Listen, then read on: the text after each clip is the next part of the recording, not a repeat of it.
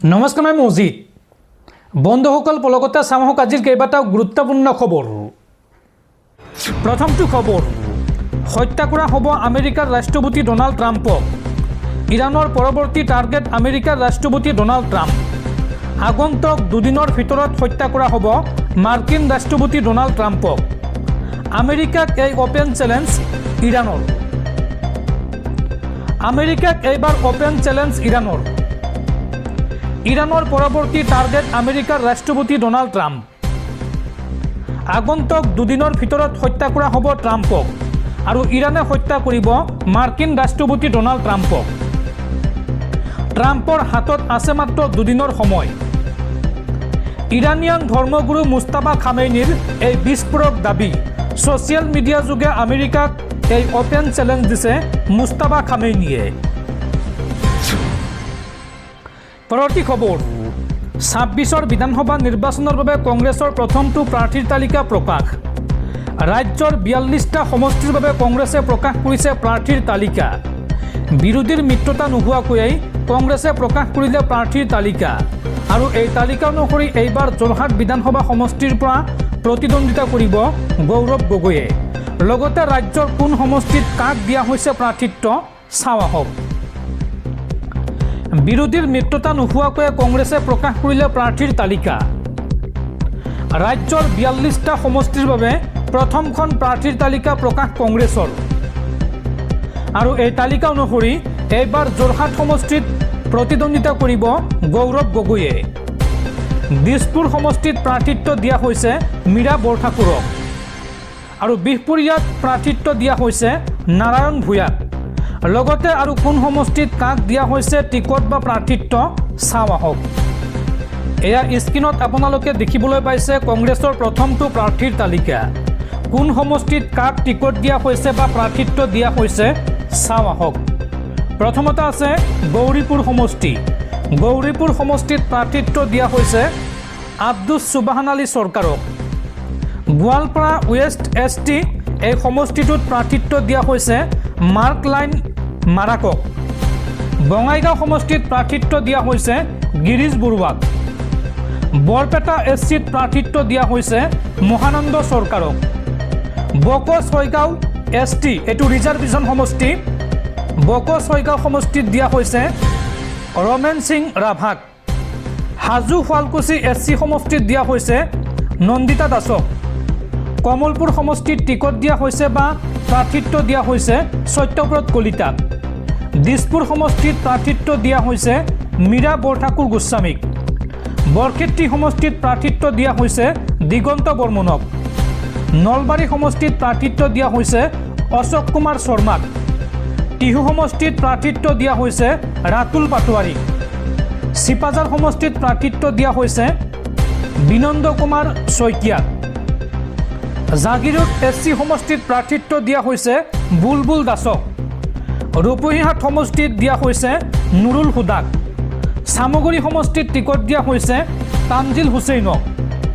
ৰহা SC সমষ্টিত প্ৰাৰ্থিত্ব দিয়া হৈছে উৎপল বনিয়াক। লামডিং সমষ্টিত প্ৰাৰ্থিত্ব দিয়া হৈছে স্বপন কাৰক। বৰচলা সমষ্টিত প্ৰাৰ্থিত্ব দিয়া হৈছে ৰিপুণ বৰাক। বিহপুৰীয়া সমষ্টিত প্ৰাৰ্থিত্ব দিয়া হৈছে নাৰায়ণ ভূঞাক। জোনাই ST সমষ্টিত প্ৰাৰ্থিত্ব দিয়া হৈছে ৰাজকুমাৰ মেধিক। দমদমা সমষ্টিত প্ৰাৰ্থিত্ব দিয়া হৈছে দুৰ্গা ভূমিজক।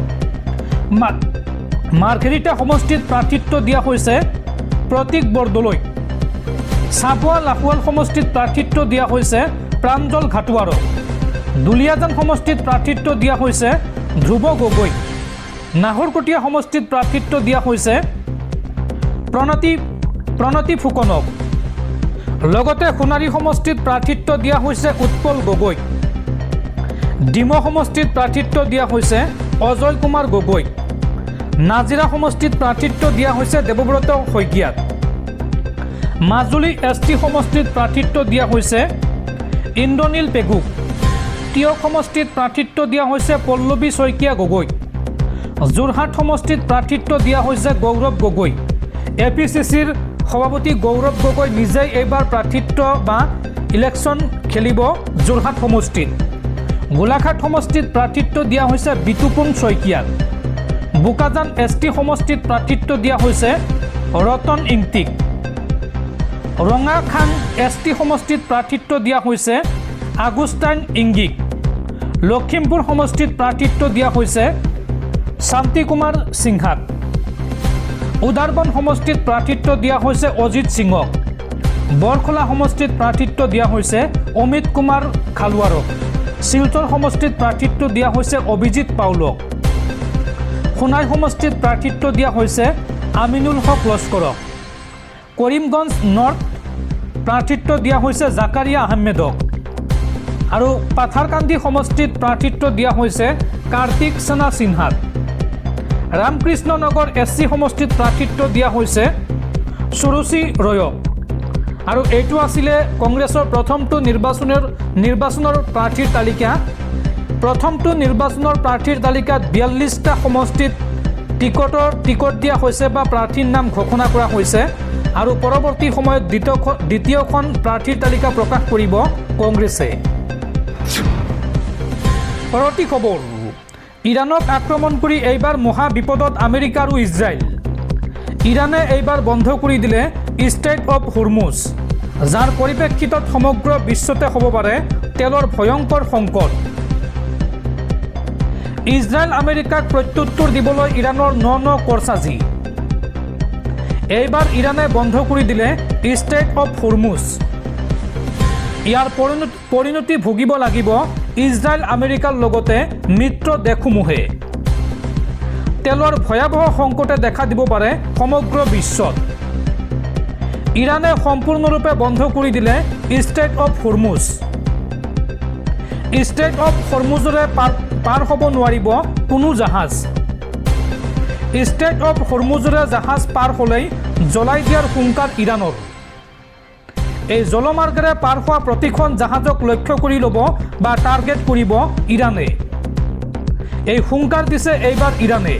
অৰ্থাৎ এই ষ্ট্ৰেইট অফ হৰমুজৰেই বিশ্বৰ প্ৰায় অধিকাংশ তেল পৰিবাহী জাহাজ পাৰ হয়।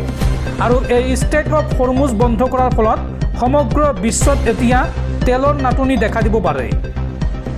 দৰ্শকসকল, আৰু বহুতো গুৰুত্বপূৰ্ণ খবৰ আছে। তাৰ আগতে আপোনাক জনাওঁ যে যদি আপুনি এতিয়ালৈকে এইটো ভিডিঅ'ত লাইক কৰা নাই তেন্তে এতিয়াই ভিডিঅ'টোত লাইক কৰি দিয়ক। আৰু এনেকুৱা ধৰণৰ ভিডিঅ'সমূহ নিতৌ চাবলৈ চেনেলটো ছাবস্ক্ৰাইব কৰি কাষত থকা বেল আইকনটো প্ৰেছ কৰি ৰাখক। পৰৱৰ্তী খবৰ, মঙলবাৰে মুকলি কৰা হ'ল কাজিৰঙা অৰ্কিড উদ্যান। এই উদ্যানখনত আছে হাজাৰতকৈ অধিক বিভিন্ন প্ৰজাতিৰ স্থানীয় আৰু বিদেশী অৰ্কিড। এই উদ্যানত নিৰ্মাণ কৰা হৈছে অত্যাধুনিক প্ৰযুক্তি সম্পন্ন কাছৰ ঘৰ, শিশুৰ উদ্যান, MP থিয়েটাৰ আৰু থলুৱা খাদ্যৰ ভোজনালয়, লগতে পৰ্যটক নিবাস আৰু প্ৰশাসনিক ভৱনো নিৰ্মাণ কৰা হৈছে এই উদ্যানখনত। মঙলবাৰে এই উদ্যানখন উদ্বোধন কৰে ৰাজ্যৰ মুখ্যমন্ত্ৰী ডক্টৰ হিমন্ত বিশ্ব শৰ্মাই। পৰৱৰ্তী খবৰ, ৰাজ্যসভা নিৰ্বাচনৰ প্ৰাৰ্থী ঘোষণা বিজেপিৰ। তেৰজ গোৱালা আৰু যোগেন মোহন হ'ব বিজেপিৰ প্ৰাৰ্থী। আৰু তৃতীয়গৰাকী ৰাজ্যসভাৰ প্ৰাৰ্থী হ'ব প্ৰমোদ বড়ো। পৰৱৰ্তী খবৰ, ভাৰতত বৃদ্ধি নহয় পেট্ৰল ডিজেলৰ মূল্য। দেশবাসীলৈ ভাল খবৰ, ইৰাণ, ইজৰাইল আৰু আমেৰিকাৰ যুদ্ধৰ প্ৰভাৱ ভাৰতত নপৰে। আগন্তুক 25 দিনৰ বাবে দেশত খাৰুৱা তেল মজুত আছে। 25 দিনৰ শোধিত তেলো মজুত আছে ভাৰতত। পেট্ৰল ডিজেলৰ মূল্য বৃদ্ধিৰ কোনো পৰিকল্পনা হাতত লোৱা নাই কেন্দ্ৰীয় চৰকাৰে। ভাৰত চৰকাৰৰ এক বিশেষ সূত্ৰই সদৰি কৰিছে এই তথ্য। ইন্ধনসমূহ এতিয়া বিকল্প ব্যৱস্থাৰে আমদানিৰ ব্যৱস্থা কৰিব ভাৰতে। ইৰাণ ইজৰাইলৰ যুদ্ধৰ বাবে প্ৰভাৱ পৰিছে বিশ্বৰ খাৰুৱা তেল আমদানিত, কিন্তু এই প্ৰভাৱ ভাৰতত নপৰে, কিয়নো ভাৰতত পৰ্যাপ্ত পৰিমাণৰ ইন্ধন মজুত আছে। গতিকে ভাৰতত বৃদ্ধি নহয় পেট্ৰল ডিজেলৰ মূল্য। পৰৱৰ্তী খবৰ, বটদ্ৰৱাৰ আৱিৰ্ভাৱ ক্ষেত্ৰত নতুন নিৰ্দেশনা। এতিয়াৰ পৰা জাতীয় সাজপাৰ পৰিধান কৰিহে প্ৰৱেশ কৰিব পাৰিব বটদ্ৰৱা প্ৰকল্পত। অৱশ্যে 12 বছৰৰ তলৰ শিশুসকলক ৰেহাই দিয়া হ'ব এই নিয়মৰ পৰা। মঙলবাৰে এই ঘোষণা কৰে মুখ্যমন্ত্ৰী হিমন্ত বিশ্ব শৰ্মাই। লগতে মঙলবাৰে নিজেও মানি চলে মুখ্যমন্ত্ৰীয়ে এই নিয়ম। পৰৱৰ্তী খবৰ, অসমলৈ আহিব আপৰ মুৰব্বী অৰবিন্দ কেজৰিৱাল। 26 নিৰ্বাচনৰ প্ৰচাৰ চলাব অৰবিন্দ কেজৰিৱালে। আদালতে অৰবিন্দ কেজৰিৱালক দুখমুক্ত ঘোষণা কৰাৰ পাছতে উৎসাহ বৃদ্ধি পাইছে আপৰ। উল্লেখযোগ্য যে এইবাৰ ৰাজ্যৰ 25খন আসনত প্ৰতিদ্বন্দ্বিতা কৰিবলৈ সাজু হৈছে আম আদমি পাৰ্টি। পৰৱৰ্তী খবৰ, কাজিৰঙাত অসম চৰকাৰে অৰ্কিড পাৰ্ক মুকলি কৰাক লৈ ক্ষুব্ধ হৈ পৰিছে বিধায়ক অখিল গগৈ।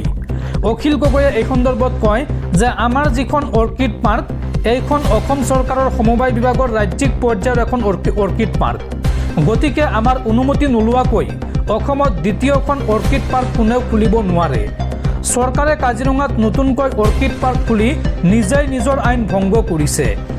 সমবায় ভিত্তিত অসমীয়া মানুহে খোলা অৰ্কিড পাৰ্কখনক চৰকাৰে প্ৰত্যাহ্বান জনাব খুজিছে। এই মন্তব্য বিধায়ক অখিল গগৈৰ। পৰৱৰ্তী খবৰ, মধ্যপ্ৰাচ্যৰ যুদ্ধৰ পোনপটীয়া প্ৰভাৱ পৰিব অসমত। সংকটত পৰিব অসমৰ চাহ উদ্যোগ। অসমৰ চাহ ব্যৱসায়ীলৈ আহিব পাৰে ভয়ংকৰ সংকট। লোকচান হ'ব পাৰে শ শ কোটি টকা। বৃহৎ ক্ষতিৰ সন্মুখীন হ'ব দেশৰ চাহ উদ্যোগ। মধ্যপ্ৰাচ্যৰ যুদ্ধৰ ফলত যথেষ্ট প্ৰভাৱ পৰিছে ব্যৱসায়তো। যুদ্ধৰ ফলত বন্ধ হৈ পৰিছে অৰ্থডক্স চিটিচি চাহৰ ৰপ্তানি। যুদ্ধৰ ফলত দাৰ্জিলিং তথা ভাৰতৰ চাহ শিল্পত কেইবাশ কোটি টকাৰ ক্ষতি হোৱাৰ আশংকা। ইৰাণ আৰু অন্যান্য উপসাগৰীয় দেশলৈ ভাৰতীয় চাহৰ 1/3 ৰপ্তানি কৰা হয়। প্ৰধানকৈ অৰ্থডক্স চিটিচি চাহ ৰপ্তানি কৰা হয় এইসমূহ দেশলৈ। আৰু যুদ্ধৰ ফলত ৰপ্তানি নোহোৱাকৈ পৰি আছে বুজন পৰিমাণৰ অৰ্থডক্স চাহ। বন্ধ হৈ পৰিছে চাহ ৰপ্তানিৰ নিৰাপদ ট্ৰেনজিট পইণ্ট হিচাপে পৰিচিত ডুবাই। যুদ্ধৰ বাবে চিন্তিত ভাৰতৰ চাহ উৎপাদক আৰু ব্যৱসায়ীসকল। পৰৱৰ্তী খবৰ, ইৰাণৰ সৰ্বোচ্চ নেতা আয়াতুল্লাহ আলী খামেনিৰ মৃত্যুত প্ৰধানমন্ত্ৰী মোদীৰ মৌনতাক লৈ প্ৰশ্ন উত্থাপন কংগ্ৰেছ নেতা ৰাহুল গান্ধীৰ। এই সন্দৰ্ভত প্ৰধানমন্ত্ৰী মোদীক খুৰদাৰ সমালোচনা ৰাহুল গান্ধীৰ। আমেৰিকা, ইজৰাইল, ইৰাণৰ মাজত চলি থকা সামৰিক সংঘাতৰ বাবে মধ্যপ্ৰাচ্যৰ শেহতীয়া পৰিস্থিতি অধিক ভয়াৱহ হৈ পৰিছে। এই যুদ্ধত বহু নাগৰিকৰ মৃত্যু হৈছে। ইপিনে বৰ্তমানৰ মধ্যপ্ৰাচ্যত আবদ্ধ হৈ আছে বহু ভাৰতীয়। এই সংঘাতৰ মাজতে কংগ্ৰেছ নেতা ৰাহুল গান্ধীয়ে প্ৰধানমন্ত্ৰী নৰেন্দ্ৰ মোদীক কৰে খুৰদাৰ সমালোচনা। প্ৰধানমন্ত্ৰী মোদীৰ মৌনতাক লৈ বহু প্ৰশ্ন উত্থাপন কৰিছে ৰাহুল গান্ধীয়ে। উল্লেখযোগ্য যে এক্সত প্ৰকাশ কৰা এক বিবৃতিত ৰাহুল গান্ধীয়ে উল্লেখ কৰে যে এনে পৰিস্থিতিত গ্ৰহণ কৰা নীৰৱতাই বিশ্ব দৰবাৰত ভাৰতৰ মৰ্যাদা লাঘৱ কৰিছে। তেওঁ কয় যে ভাৰতৰ বৈদেশিক নীতি সদায় সাৰ্বভৌমত্ব আৰু বিবাদৰ শান্তিপূৰ্ণ সমাধানৰ ওপৰত আধাৰিত। সেয়ে এই ক্ষেত্ৰত দেশখনে আন্তঃৰাষ্ট্ৰীয় আইন আৰু মানৱ জীৱন ৰক্ষাৰ স্বাৰ্থত নিৰ্ভীকভাৱে মাত মতা উচিত। ইয়াৰ পূৰ্বে কংগ্ৰেছ সংসদীয় দলৰ অধ্যক্ষা ছোনিয়া গান্ধীয়েও এক প্ৰবন্ধৰ জৰিয়তে খামেনিৰ হত্যাকাণ্ডৰ সন্দৰ্ভত ভাৰত চৰকাৰৰ নীৰৱতাক লৈ প্ৰশ্ন উত্থাপন কৰে। পৰৱৰ্তী খবৰ, প্ৰাণৰ শিল্পী জুবিন গাৰ্গৰ হত্যাৰ ঘটনাৰ তদন্তত SITৰ চৰম গাফিলতি। SITৰ তদন্তক লৈ ক্ষোভিত জুবিন গাৰ্গৰ পৰিয়াল। SITৰ ভুলৰ বাবেই সকাহ লাভ কৰিছে শ্যামকানু মহন্তই। ইমান সেন্সিটিভ কেছটোত ভুল কিয় বুলি প্ৰশ্ন জুবিন গাৰ্গৰ ভগ্নীৰ। জুবিন গাৰ্গৰ ঘটনাৰ তদন্তত SITৰ চৰম গাফিলতি। SITৰ তদন্তক লৈ ক্ষোভিত জুবিন গাৰ্গৰ পৰিয়াল। SITৰ ভুলৰ বাবে সকাহ লাভ কৰিছে শ্যামকানু মহন্তই। ইমান সেন্সিটিভ কেছটোত ভুল কিয় বুলি প্ৰশ্ন জুবিন ভগ্নীৰ। যি বিধি মানি বেংক একাউণ্ট ফ্ৰিজ কৰিব লাগিছিল সেই বিধি পালন কৰা নাছিল SITয়ে। ইমান কেইজন সুদক্ষ অফিচাৰে তদাৰক কৰাৰ পিছতো ভুল কেনেকৈ হ'ব পাৰিলে? আশা ৰাখিছোঁ আগলৈ সকলোখিনি দিশ শুদ্ধভাৱে সামৰি লোৱা হ'ব। শ্যামকানু মহন্তৰ বেংক একাউণ্ট খুলি দিয়াৰ নিৰ্দেশক লৈ ভগ্নী পামী বৰঠাকুৰৰ সামাজিক মাধ্যমত এই মন্তব্য। উল্লেখযোগ্য যে শ্যামকানু মহন্তৰ বেংক একাউণ্ট বন্ধ কৰাৰ ক্ষেত্ৰত SITয়ে মানি চলা নাছিল BNSSৰ 107 ধাৰা, যাৰ পৰিপ্ৰেক্ষিতত আদালতে শ্যামকানু মহন্তৰ বেংক একাউণ্ট খুলি দিয়াৰ নিৰ্দেশ দিছে আদালতে। পৰৱৰ্তী খবৰ, মধ্যপ্ৰাচ্যত যুদ্ধৰ বিভীষিকাৰ মাজতে ডাঙৰ খবৰ। যুদ্ধৰ মাজতে ইৰাণত ভয়ংকৰ ভূমিকম্পৰ জোকাৰণি। ভূমিকম্পত কঁপি উঠিল ইৰাণৰ বহু প্ৰান্ত। এফালে যুদ্ধৰ আতংক, আনফালে ভূমিকম্পৰ জোকাৰণি। এই ভূমিকম্পৰ ফলত জনতাৰ মাজত হাহাকাৰ অৱস্থা। আৰু এই ভূমিকম্পৰ পিছতে এতিয়া বিশ্ব আতংকিত হৈ পৰিছে। ইৰাণে পাৰমাণৱিক অস্ত্ৰৰ পৰীক্ষণ কৰা বুলি আতংকিত হৈ পৰিছে সমগ্ৰ বিশ্ব। মধ্যপ্ৰাচ্যত যুদ্ধৰ বিভীষিকাৰ মাজতে পুনৰ ডাঙৰ খবৰ। যুদ্ধৰ মাজতে ইৰাণত তীব্ৰ ভূমিকম্পৰ জোকাৰণি। ভূমিকম্পৰ তীব্ৰ জোকাৰণিত কঁপি উঠিল ইৰাণৰ বহু প্ৰান্ত।